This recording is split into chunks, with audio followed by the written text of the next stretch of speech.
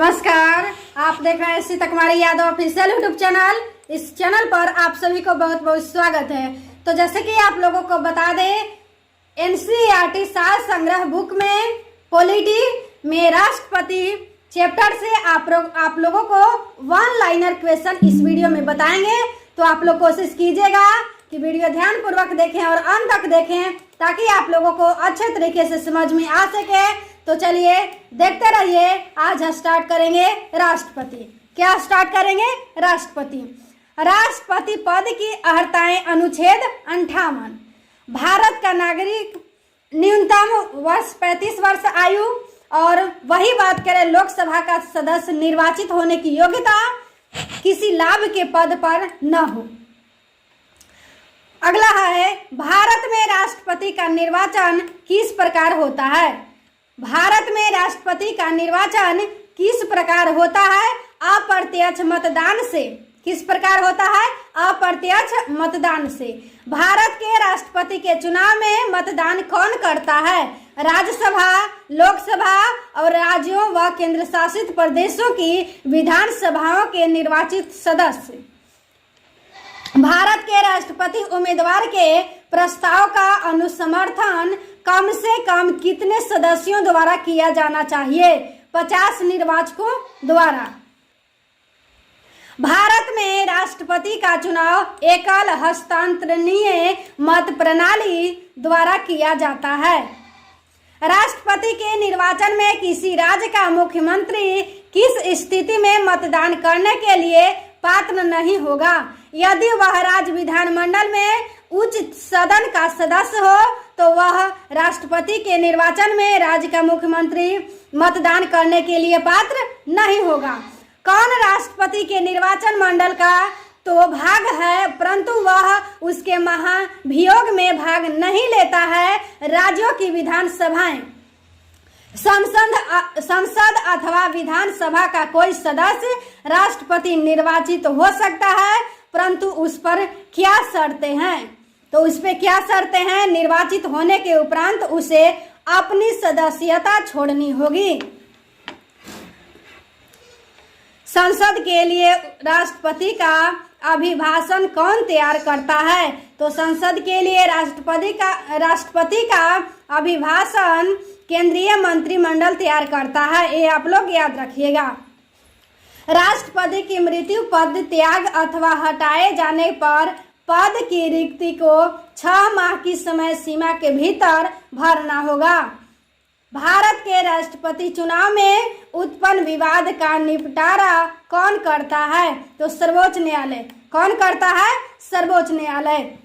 भारत के राष्ट्रपति को उसके कार्यालय की समाप्ति से पूर्व किस प्रकार पद से हटाया जा सकता है? महाभियोग द्वारा।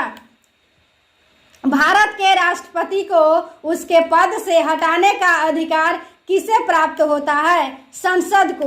भारत के राष्ट्रपति को उसके पद से हटाने का अधिकार किसे प्राप्त होता है? संसद को। राष्ट्रपति को मृत्यु दंड के मामले में क्षमा दान करने की शक्ति प्राप्त है, किंतु राज्यपाल के पास यह शक्ति नहीं है। तो आप लोगों से यह क्वेश्चन पूछा जा सकता है कि राष्ट्रपति को मृत्यु दंड के मामले में क्षमा दान करने की शक्ति प्राप्त है, किन्हें क्षमा दान प्राप्त करने की शक्ति नहीं है? तो आप लोग ये याद रखिएगा, राज्यपाल को क्षमा दान शक्ति प्रदान करने की शक्ति नहीं है। आगे यहाँ पे देखेंगे, संघ की कार्यपालकीय शक्तियां किस अनुच्छेद के अंतर्गत राष्ट्रपति में निहित है? अनुच्छेद 53। ये आप लोग याद रखिएगा। अनुच्छेद 61 के अंतर्गत राष्ट्रपति पर महाभियोग संसद के किस सदन द्वारा प्रारंभ किया जा सकता है? तो संसद के किसी भी सदन द्वारा। संसद के किसी भी सदन द्वारा। भारतीय संविधान का कौन सा अनुच्छेद राष्ट्रपति पद के लिए पुनः निर्वाचन की पात्रता निर्धारित करता है? अनुच्छेद 57। ये आप लोग याद रखिएगा। राष्ट्रपति को कोई भी विषय पूर्ण विचार के लिए मंत्रिपरिषद को वापस भेजने का अधिकार किस संविधान संशोधन द्वारा प्रदान किया गया है? तो 44वें संशोधन द्वारा। ये आप लोग याद रखिएगा। भारतीय संविधान के किस अनुच्छेद के अंतर्गत राष्ट्रपति संसद के दोनों सदनों द्वारा पारित किसी विधेयक पर अपनी स्वीकृति रोक सकते हैं? अनुच्छेद 111। ये आप लोग याद रखिएगा।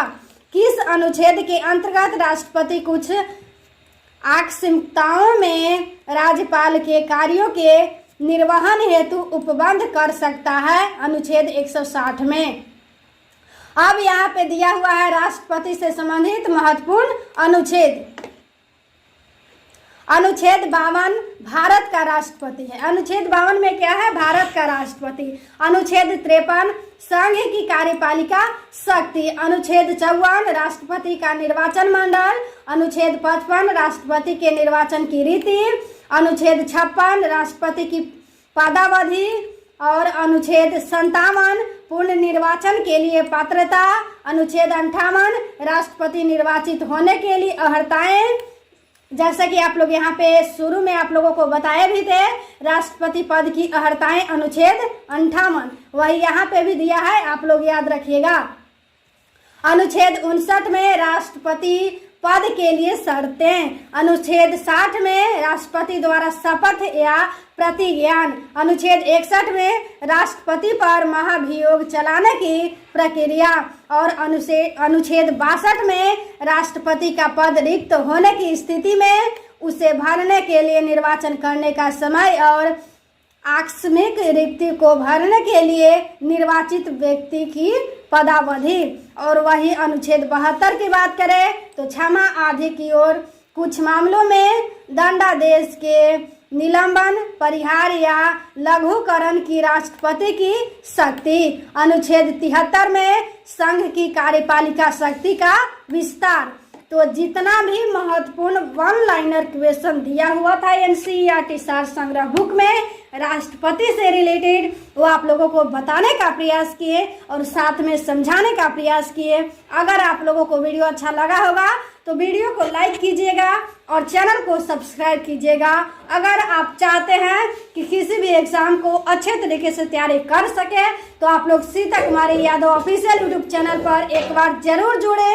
अगर आप लोगों को डे वाइज इसी तरीके से क्लास पढ़ना चाहते हैं तो चैनल को जरूर सब्सक्राइब रखें। अगर आप लोग चैनल सब्सक्राइब रखिएगा तो जैसे ही किसी प्रकार की वीडियो अपलोड होगा तो सबसे पहले नोटिफिकेशन आप लोगों तक पहुंच पाएगा। तो आज की क्लास यहीं तक समाप्त करते हैं। धन्यवाद।